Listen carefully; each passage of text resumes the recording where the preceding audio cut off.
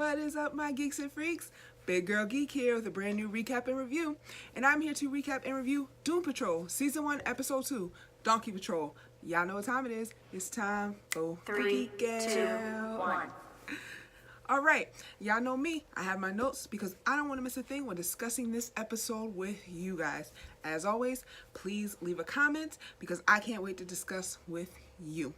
So, this episode picked up right where episode 1 left off. We hear Alan Tudyk, Mr. Nobody, narrating. He narrates the entire thing, which is, I guess, going to be the theme of this show. And let's see, it picks off with the black hole collapsing in itself. But before it does that, it's sucking people in. We see some type of like talking cockroach. Also preaching about the end of the world. It gets sucked in the black hole. So I'm like, okay, that's where we're going. Like I said in my previous review of season 1, this show does not take itself too seriously, and we can see that in season 2, episode 2, not season 2, episode 2 as well.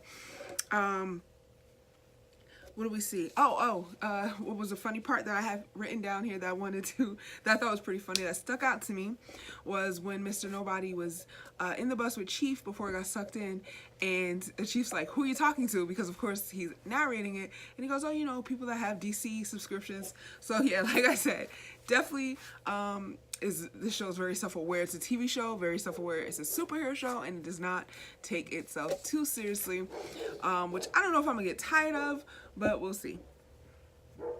We saw Jane jump in after the Chief. Cliff and Rita had a huge blowout, and the team split up. And then it cuts to a lady getting mugged at an ATM. And the ATM starts asking her questions, and it's kind of weird. It's like, what's going on? How's the ATM asking me questions? It's like, are you super rich like Bruce Wayne? First Easter egg that I noticed. And it ended up being that the ATM wasn't talking to her. It was Cyborg through the ATM, through his like connection with computers and technology. And that's how we got our introduction into Cyborg.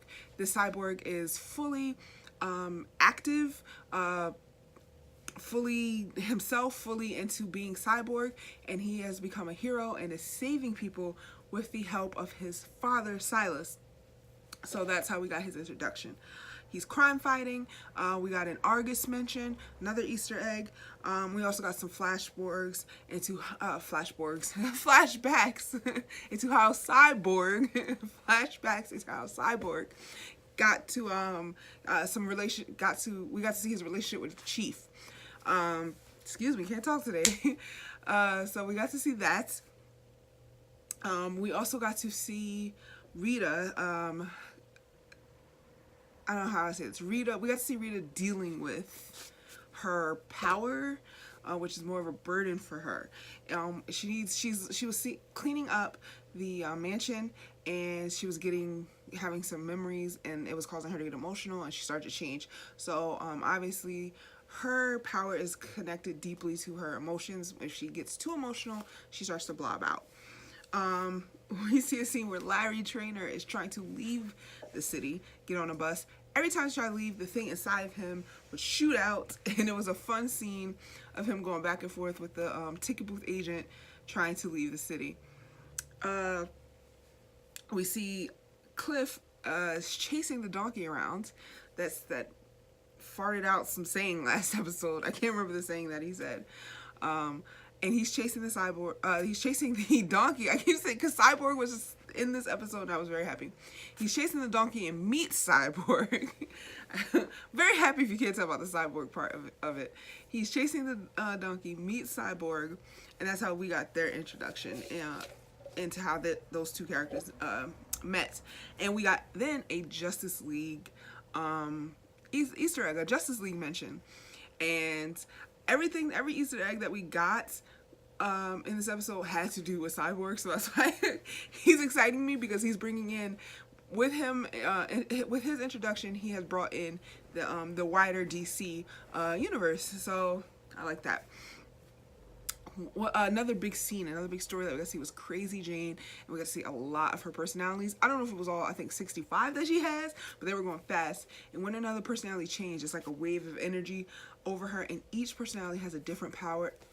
I think Crazy Jane is going to be my favorite. I think the actress that plays Crazy Jane is killing it. What do you guys think? Let me know in the comments.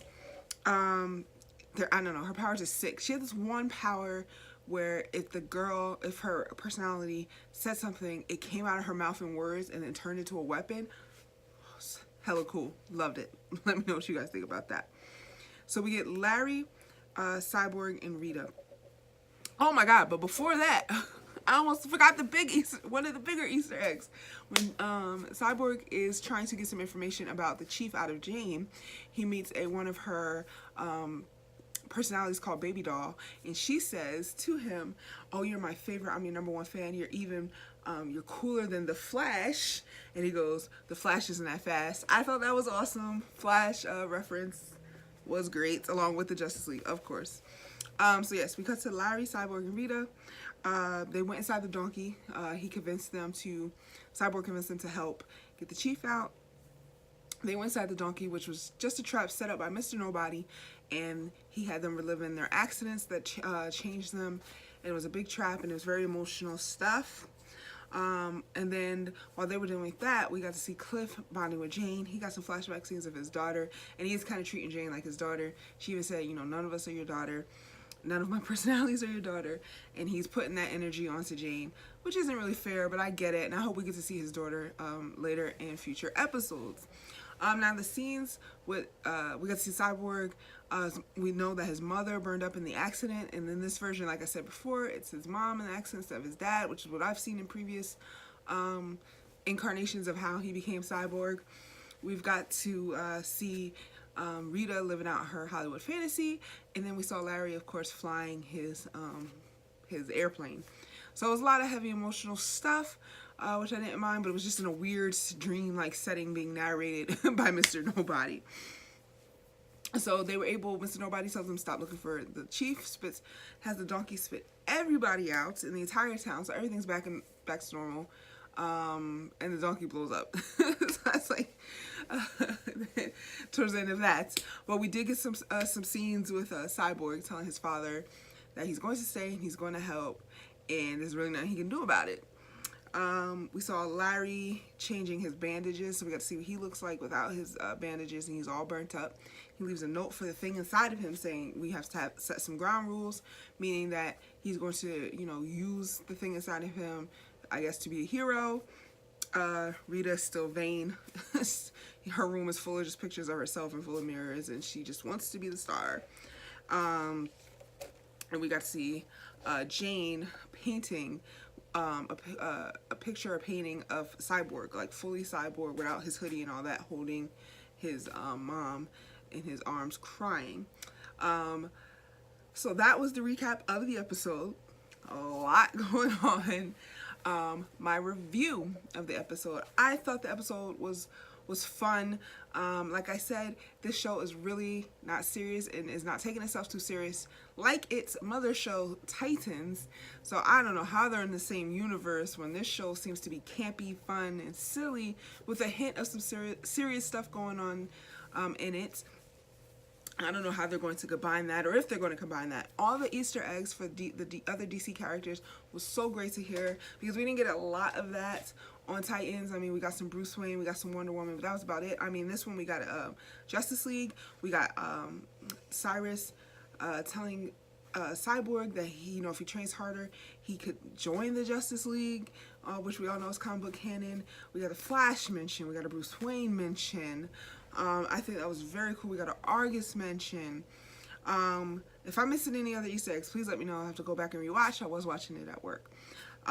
It's crazy. It's like this show, you're in for a crazy ride with this show. I think that's the best way I could describe it so far, and we're only 2 episodes in. I don't know if I want the narrating from Mr. Nobody every episode. I don't know if I need that every episode. I have to see how they play it out. But I'm thinking, okay, I could do without the narrating maybe for an episode or 2. What do you guys think about that? Let me know in the comments. I'm not minding this version of Cyborg. You know, he looks a little different than other live versions that we've seen. And even cartoon versions, he looks a little different. I'm not minding him too much. I think the actor's doing an okay job.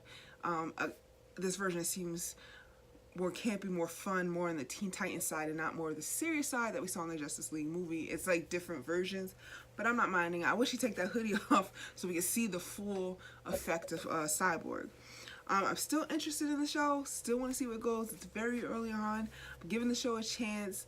There's some things, like I said, I don't know if I need the narrating. I don't know if I want it to be as goofy and silly going forward, like the talking cockroach and the donkey and all of that. I don't know. Some of that stuff might throw me off, but so far I'm loving it and I'm enjoying it. But what do you guys think? Please let me know in the comments, and as always, I can't wait to discuss with you. That's all I have for you guys today, and until next time, I'm out of here. Big Girl Geek out. Peace. Hey, where are you going? You just watched a cool video. Subscribe.